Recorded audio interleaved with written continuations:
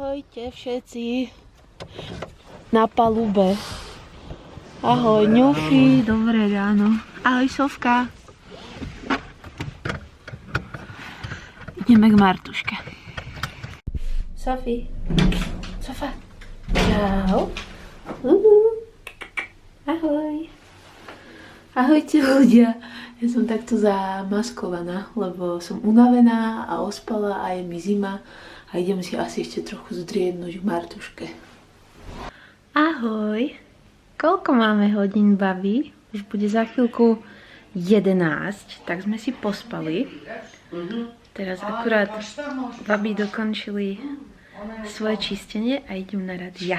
Tam je Nada. Nechce pozdraviť, utiekla. Nepozdravíte sa? Ahojte! Ale pozdravíme sa, ahojte. Ahoj. Tak znovu sme tu, pracujeme silno. Čo možno spomíname krásnu dovolenku na Srí Lanke, ako tam bolo super, perfektne. Odporúčam každému Srí Lanku. Odporúčam. Áno, áno, aj ty sa tešíš, no jasné. Môžem otázku, že čo obed, mám po niečo ísť? Nie, ideme sa najesť. Hoćeš tamo da idemo opet, da uzmemo nešto od tog jela? Da. Ili hoćeš isto da jedeš? Prijatno je.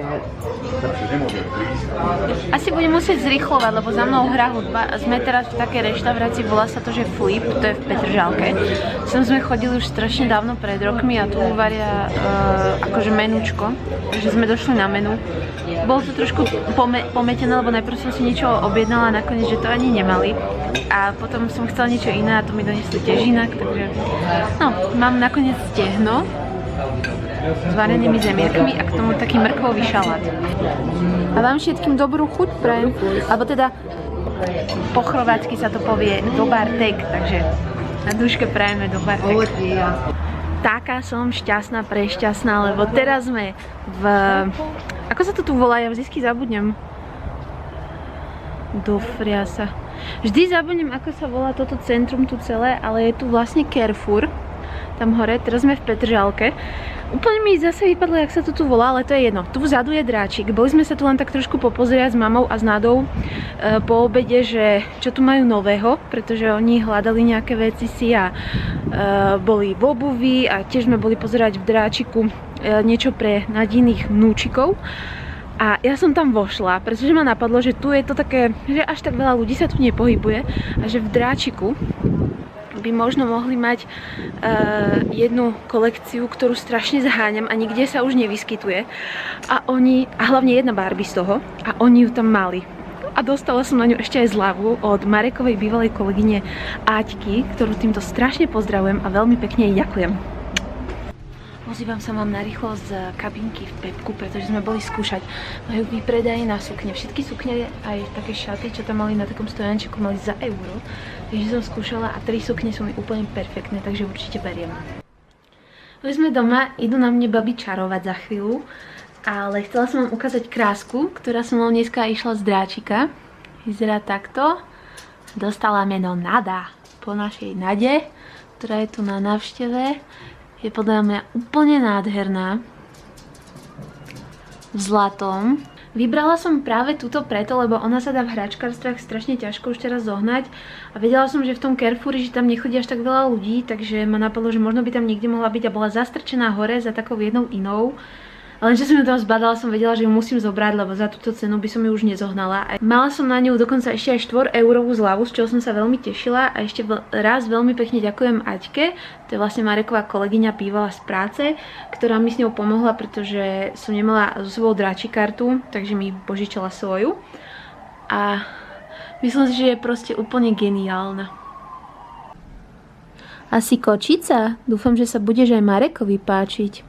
Inak mala tu na hlavičke také niečo biele a sme sa trochu báli, že či to nemá priamo na tom nejak nalepené, ale našťastie to bola len špinka, takže dobré, že som ju zobrala. Ináč je fakt nádherná. Priatelia, ahoj! Konečne sa s vami vítam po celom dni. Pardon, ráno o 4:00 som sa na chvíľku s vami videl.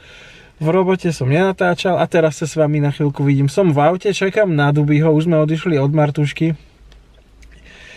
Vyslal som Dubiho do Kauflandu, lebo mne sa absolútne nechce. Som unavený, ja si potrebujem ísť proste láhnuť a trochu niečo pospať. Poslal som ju tam a nech mi kúpi jednu špecialitku, proste ja mám na to celý deň chuť. A dúfam, že to budú mať, ale v takom veľkom reťazci ako Kaufland to musia mať. A prosím pekne, to je originál Coca-Cola. Klasická. Proste mám na to chuť sa napiť toho a doplniť si trochu energiu. Proste celý deň nie, od nejakého obeda proste sa mi žiada sa proste napiť toho sladkého a cítiť tam tú chuť Coca-Colu a potom si poriadne z toho grgnúť a byť šťastný. Tak na to sa veľmi teším, že to teraz príde.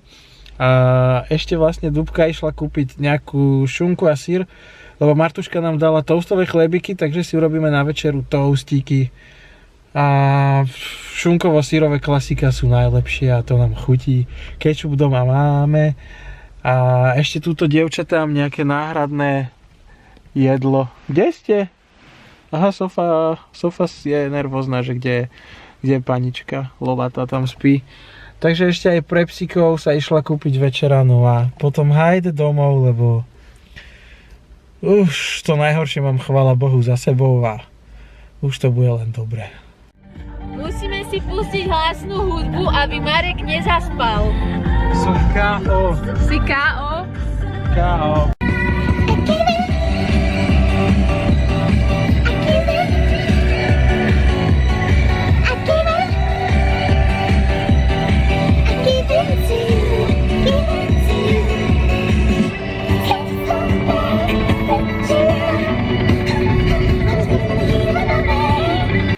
Ľudia, už sme doma. Ja som sa tu zatvorila v kúpelke, lebo Marek pozerá vedľa hokej ide. Takže aby sme sa vzájomne nerušili, tak som sa sem zatvorila. Chcela som vám len narýchlo ukázať, čo som si kúpila v tom Pepku. Pepkovi? Asi Pepkovi. Neviem, ako sa to správne skloňuje.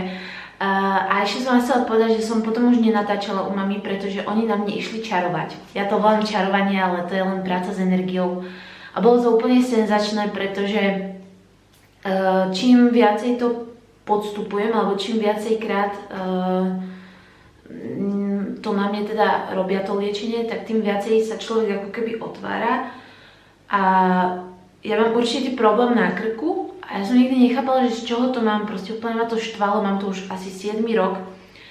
A vždy takto postupne to riešime a vždy sa otvárajú nové a nové veci a je to neuveriteľné, pretože napríklad ja som si myslela, že mám nejaké veci vyriešené v sebe a popri tom asi som nemala, pretože úplne vyšli na povrch. A to je taká sila, tá emócia je taká silná, že normálne, hoci aj napríklad nechcete v určitej chvíli, tak nakoniec vás to úplne donúti k plaču. A úplne normálne cítite, ako to z vás vyteká, alebo odchádza tá negativita a tá nielen negativita, ale aj všetky staré negatívne pocity, čo ste mali trebárs aj ako malé deti. A napríklad teraz v dospelosti si vôbec nemusíte myslieť, že ich v sebe máte, ale oni tam niekde fakt sú a môžu vám spôsobovať zdravotné problémy, ako mne napríklad s tým krkom. A ako sme robili ten proces, tak ja som úplne cítila, ako sa mi ten krk uvoľňuje. A napríklad teraz ešte stále cítim, že tam čosi je, ale v tom momente toho procesu som normálne cítila, ako sa to totálne celá táto oblasť sa mi uvoľnila a necítila som absolútne žiadnu bolesť. Takže asi tam toho mám nahromadeného veľa a napríklad zo mňa vychádzali aj slovne také veci, že som ani nechápala, že prečo to hovorím, ale to asi teda hovorilo to moje podvedomie, že som bola tak uvoľnená, že to zo mňa mohlo plynule vychádzať. Bolo to veľmi zaujímavé. Netočili sme to, lebo to bolo aj veľmi emotívne a také, že chceli sme sa na to sústrediť v tej chvíli, ale musím povedať, že to bolo veľmi silné dnes a že fakt zo mňa vyšli aj také veci, čo som vôbec netušila, že sú vo mne. Takže som z toho bola dosť prekvapená. No a potom sme už aj utekali, lebo došiel Marek a on bol chudačík taký unavený, že sme rýchlo utekali domov, aby sme to zvládli, aby niekde po ceste nezaspal. Ja vám ešte teraz rýchlo ukážem tie sukničky. Tak zobrala som si takúto. Takú jarnú, potom takúto čipkovanú čiernu. Dúfam, že niečo vidíte.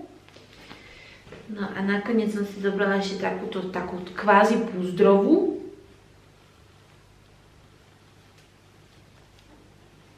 A sú veľmi pekné a veľmi sa z nich teším. Za 1 euro kav ako svet. Mama nám dala tento toastový chlebík, tak som urobila na večeru toasty a takto úžasne sa mi ho podarilo zapiecť, že je tam vlastne šípka. Tak len takú srandu som vám chcela ukázať, sme sa tu na tom doma smiali.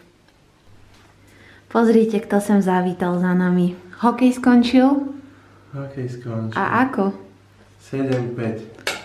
7-5 pre koho? Pre Slován. Wow, piješ tú svoju vytúženú kolu? Hej. Tak ukáž ten preslávený lok, na ktorý si sa tak tešil. Ináč, čo sa týka toho hokeja, máš byť rada. Prečo? Lebo do mája to bol posledný. Wow. Ale okrem toho bude nejaký ten futbalček, nie? No, tak vidíš.